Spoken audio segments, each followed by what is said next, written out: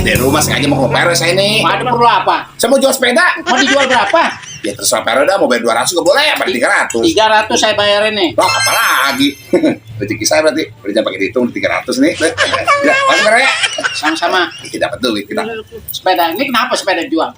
Ini Perwe, soalnya joknya udah robek, saya malas ngerembes mulu air. Gampang, jok kecil. Iya, kemarin saya ke bengkel Perwe.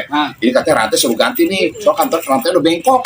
Coba dulu. Juga itu mah. Iya kalau gitu mah. Terus ini Perwe nih, jari-jari udah pada bengkok, sama peleknya mencong, kudu diganti. Iya, terus juga bannya udah pada kotok tuh karetnya, apa namanya kawatnya, juga kudu ganti. Tuh, jotannya tuh suka lepas sekarang. Jadi kudu ganti ke bengkel. Ya. Waduh. Yaudah Perwe, saya pikir ya, makasih ya. Banyak banget modalinnya ini mah. Kena gue dikerjain. Udah gua.